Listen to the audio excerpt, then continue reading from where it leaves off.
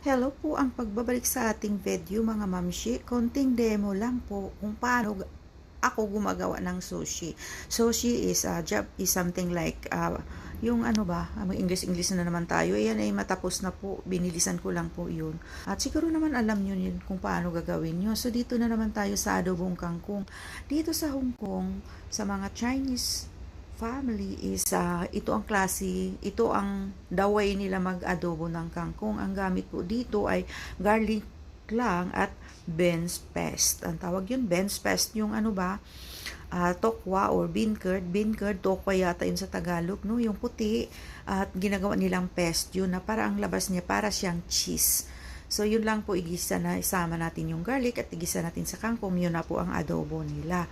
At ang ito pong niluluto ko ay para sa akin lang po. Para sa sarili ko lang po dahil yung para sa lahat, para sa kanila, sa amo ko ay si Lola ang tagapagluto kasi nandito kasama namin ang parents ng amo kong babae at dahil hindi pa naman sila talaga katandaan at sila pa yung namamalingki at sila pa yung nagluluto. Ayan na po, kinakain na po ni Lola nyo yung kangkong at dito na naman yung crabs na may minced pork sa taas at di ko alam kung paano yung ginagawa. Si Lola na ang nagluluto noon at ito po yung garopa. Ito naman po yung fried rice na inihanda ko sa dalawa kong alaga na dalaga. Ay, yung mga alaga kong dalaga, syempre dalaga na ngayon kasi nung pagdating ko dito, mga bata pa yan sila, newborn yung bunso. So, medyo matagal-tagal na rin ako sa kanila. At nasanayan nila yung pagluluto kumula nung baby pa sila. So, ako na yung nagapaghanda para sa kanila. Pero nang mamarket sa mga pagkain nila ay yung amo ko talagang babae dahil iba po yung kinakain nila kaysa mga adults ay sa mga sa mga amo ko gaya nilang lola o lolo sa amo kong mag-asawa, iba yung kinakain nito sa mga alaga ko dahil yun sa kanila ay yung organic food na mga imported yan, mga mamahalin yung kinakain nila. So ito po yung ginagawa ko ay deep fried na pork chop na crunchy siya at gumawa ako ng fried rice. Yung fried rice, lang yan. Ang ginagawa ko yan, yung itlog lang, yung Japanese na itlog at konting broccoli at gagawin mo siyang landscape. Landscape po iyan dahil nandyan na yan sa isang pinggan. Para isa lang ang hugasan ko, dalawa sila. So, dalawang pinggan lang ang hugasan ko at yun na naman yung pag-slice ko sa watermelon. Pagkatapos nilang kumain ay kagawain nila na may prutas talaga sila. So, ganun lang ginagawa ko para wala akong hugasan kung bigyan pa sila ng tinidor. Hindi na. At ito naman po ay hinanda ko pagka Lunes.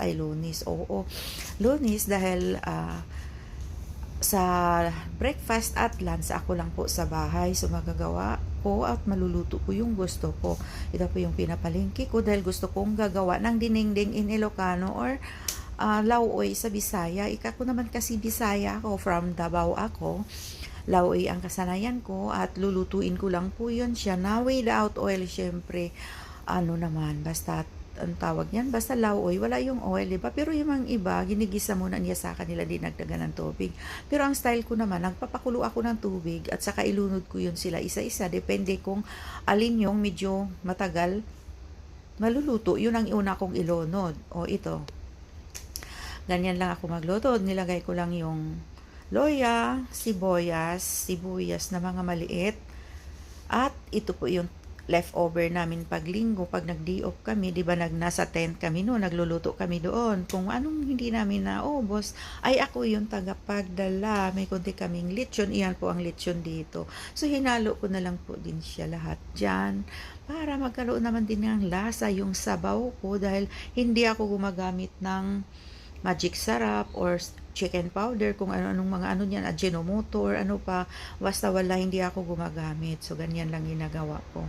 Dahil yun ay nag-iwas ako doon dahil mataas yun sa Maggi seasoning. At ngayon, lagyan lang natin ng kaasin. Sea salt po. Sea salt na po ang ginagamit namin dito. At, ayan, pakuluan natin ng sandali at maya-maya ilunod natin ang So, antay na lang po nyo. Takpan muna natin sandali para medyo maluto-luto rin naman din yung okra. At hindi ko na yan siya pinutol yung okra para hindi siya malapot, hindi siya malaway-laway. At dito ilunod na po natin yung straw mushroom, ang tawag yan dito. Mushroom po yan. Anong tawag yan? Kapote? Kapote. Kabote. Kapote. Kapote yung ano yata yun, raincoat. So ito na po yung straw mushroom. Paano gano'n na lang natin para hindi ko alam paano bigkasin yung kabote. Ayan, takpan muna natin sandali. Masarap ito guys dahil medyo masarap-sarap yung sabaw niya.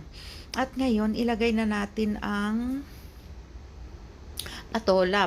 Hindi naman yan patula. Ewan ko kung patula. Basta ang tawag ko dyan patula. Pero hindi siya actually patula. Kasi yung patula sa atin, plain yung balat, diba? Ito naman yun siya. Yung balat niya ay yung parang nag-angle-angle na medyo anong tawag yan? Sharp siya ba? At ngayon naman po ilagay na natin ang alugbati. Ang alugbati po dito na kung tingnan natin dyan, kung diyan sa Pilipinas sabihin nila na, ay huwag kang bibili sa alugbati na yan. Yan na ang taba-taba, ang lalaki ng mga dahon sa sementeryo yan tinanim. Dito, ganyan ang alugbati dito. Merong alugbati dito, kadalasan yan. In bandang Korea, yan ginagawa nilang, sinasalad nila yan, yung tawag yan. English spinach, ano ba yan? Yan ba yan? Parang is a kind of spinach din ang tawag nila dyan. At dito naman din, niluluto naman din, kumakain naman ng mga Chinese niyan, pero ginigisa lang nila sa garlic at yung benpes din yata. Hindi ko alam yun kung basta nakita ko lang na magluto si Lola. Ayan, ganyan lang po yan ka-simple. Mas mabilis ang style na pagluto dito, depende rin sa'yo. Pero ito kasi, para sa akin lang kasi yan. Dahil, pag-asahan mo si Lola na magbigay sa'yo, kasi siyang tagaluto, no? Makakain ka minsan, hindi. Dahil, hindi ka mabigyan, or sabi niya nakalimutan. So ang ginagawa ko, kay ang amo ko yung anak ni Lola, ang anak niyang babae, hiningi ko po yung food allowance para mabibili ko yung gusto ko. Ayan, di ba? Ang sarap ng kain ko. Ayan, hindi ka tayo kumakain ng rice pag ganyan maraming gulay dahil marami na yung gulay at saka meron na ako diyang pork at may isang slice na isda. So okay na yun, walang gulay. Kasi hindi na rin pwede sa maraming carbo yung tiyan ng mga senior. So, ganun lang po kasimple yung kinakain ko. Simple lang siya pero full of nutrients po yan. Ayan. Okay, dito na naman tayo sa mga soup, sa mga sabaw, na kung ano man yung gustong sabaw ng mga inchik. Very simple lang sila. Yan, nakita nyo isda po yan. Ewan ko kung anong tawag din sa Tagalog dahil doon sa Bisaya, doon sa amin. Sa Davao, ito po ay tinatawag na haluan. Kasi sa tubig niya ng matabang, diba? Pero ang mahal-mahal ng kilo yan, guys, dito. Pero ang ginagawa dito ay pang lang yan. Is good for pang sabaw. Isabaw natin yan. Yun ang gusto nila. Pero i-fried mo muna siya, 'di ba? I-fried mo muna siya, 'di ba? Siya malapot-lapot yung ba siya? Ang tawag yun para maglaway-laway, para mawala yung laway-laway kasi yun nang nagadala ng lansa. Iprito muna natin siya, nasa yun na yun na kung anong hanggang kailan mo pa ipiprito. Pero mas maganda kasi pag nag-brownish siya, diba? Dahil medyo very very savory, maganda, masarap yung sabaw. Pagkatapos iprito ay ilagay na natin siya sa soup bag. Syempre, ilagay natin sa bag siya na pang sabaw talaga yan na bag, ha? Hindi yung bag na pang lagyan ninyo ng mga makeup, mga lipstick o mga pencil case. Dahil syempre magkakalat yun doon sa yung buto-buto pag hindi mo ilagay sa soup bag. So ito naman po yung batikulon. Ano bang batikulon sa Tagalog? Di ko alam. Gizzards in English yung basta di ko alam. At yan na po, isabaw nga lang yan. Ilagay mo lang ng ganon. Ihalo lang yan siya lahat. Ito po yung chai and choy in Chinese ay watercress po sa English. Pang soup lang po yan at pwede rin natin siyang igisa na para siyang malunggay ang dahon yan. Pero usually gagawin nila yan ng sabaw para sa siya, yung pang summer siya. Kasi daw itong klaseng gulay na to is very malamig. Very malamig sa katawan mo. Lalo na sa mga matanda is naka-trigger ng mga sakit-sakit sa buto. At pang ito, pang tawag nito, summer soup. Pag nagsabaw ka lang ng ganito pag during summer, dahil nga ito'y palamig doon sa loob ng katawan. So, pakuluan natin siya ng 3 hours. At syempre, may kasama na rin yan dyan, ang mga buto-buto ng baboy. Hindi ko pa nakita. Kung ano pa ipakita sa inyo yun? Dito, ano ba namang ginagawa ng lola niyo dito banda? Hello po, nandyan pa ba kayo? So, punta naman tayo dito sa paano magluto o paano magagawa ng pizza. Pero napapanood na niyo to noon.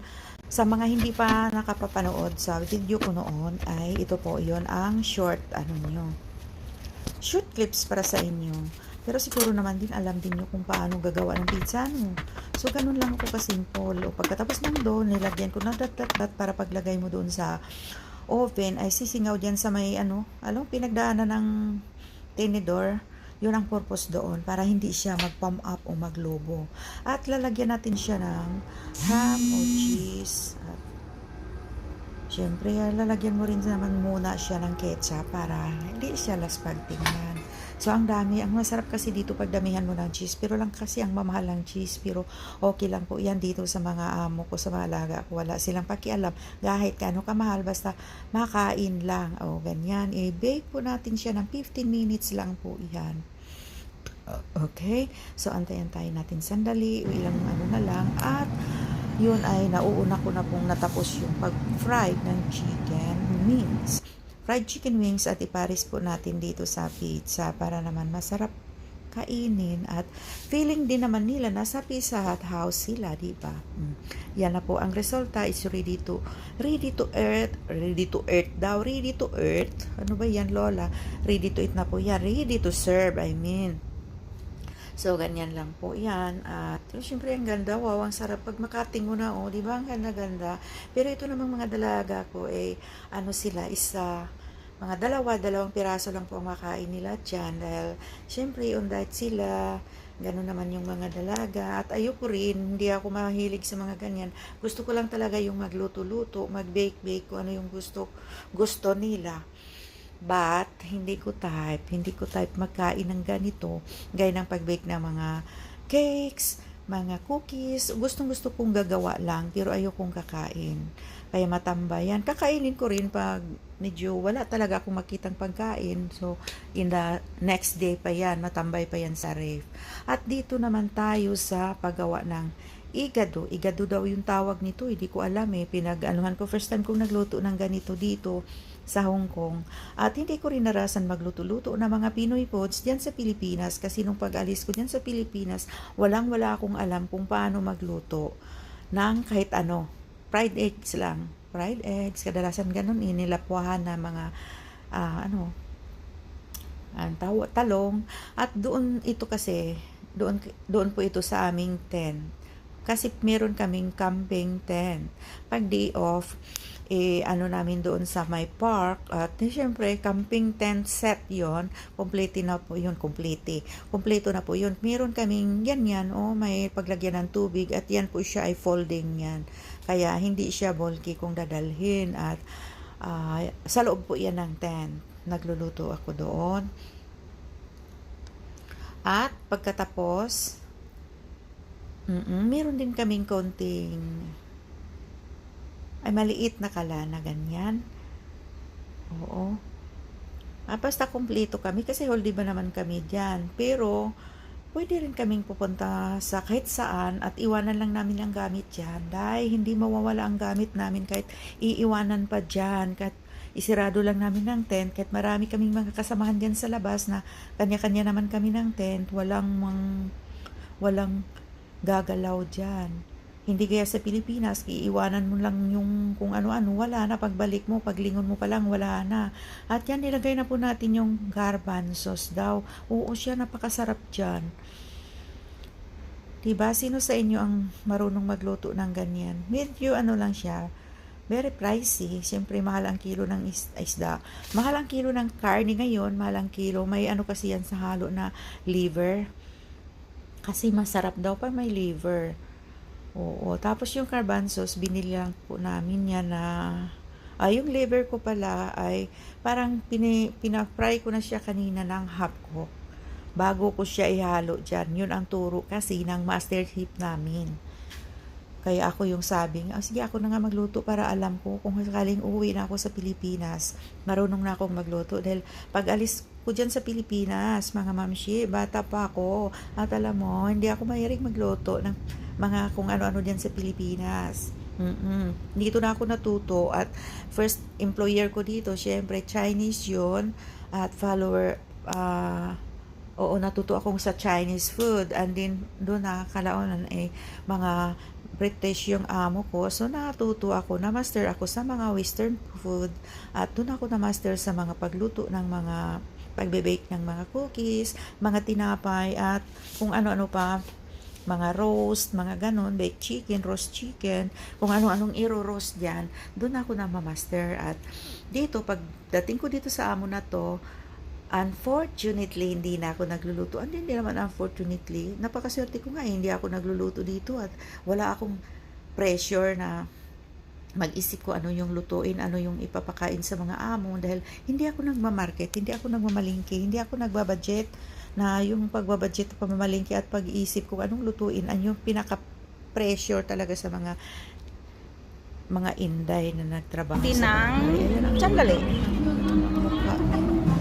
Tikim-tikim na nga siya. Kulang pa raw yung